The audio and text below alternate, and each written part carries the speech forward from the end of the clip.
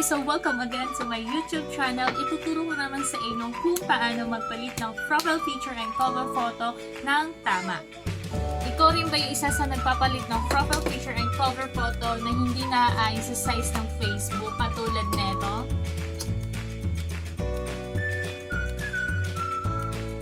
If you want to learn, please keep watching. First step is pumunta muna tayo sa ating CapCut and then skip ads lang po natin yan. Once sa skip ads po natin, pindutin po natin expand and then AI product photo and then pumili tayo ng features kung anong gusto natin. For example, itong AI na nagawa ko. I-click lang po natin yan and then once na na-click po natin yan, click natin yung size. Alam naman natin na hindi natin ma-profile yun ang buo. Pero ito, ituturo ko sa inyo kung paano mag-profile ng tama. So, pindutin po natin yung Facebook post. Once na pindot na natin, i-save po natin yon. So, yan. And then, click natin yung photos. I-adjust po natin yan. Kasi kapag hindi natin na-adjust, mapuputol yan. Katulad ng pagpapalit natin ng profile picture sa Facebook. Diba? Kapag nagpapalit tayo, minsan putol yung ulo natin, putol yung kabilang pisngi natin. So, ito yung si CapCut para makakatulong po sa atin. So, pindutin lang natin yung export para ma-save po yung ginawa nating pictures. So, yan, na-save na po. The next one is cover photo natin. So, hanap tayo ng cover photo na gusto natin gawing cover photo. So, hanap ako itong picture sa mga anak ko. Hindi yan. So, back natin. Hanap tayo ng iba. So, yan.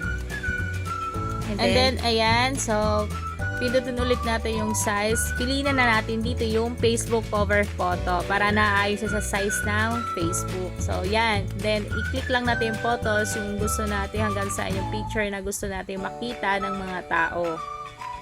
Pag okay na yan, pwede na natin yan i-save sa export.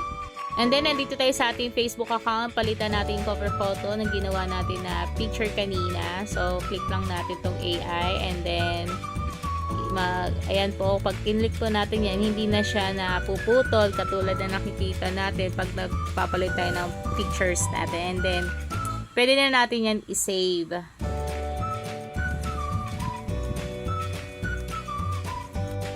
Habang nag-upload, ipalitan muna natin ating cover photo. And then yan, click natin yung ginawa natin na profile photo. So, check natin kung nare-remove ba o hindi o nagagalaw.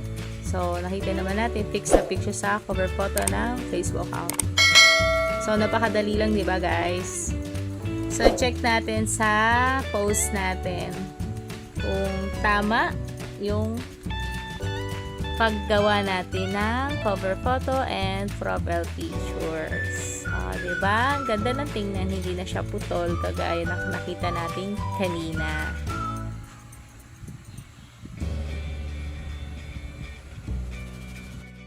Diba? Sobrang dali lang magpalit ng cover photo and profile picture na naaayon sa size ng Facebook. So, ngayon, gawin mo na. Magpalit na rin kayo katulad ko.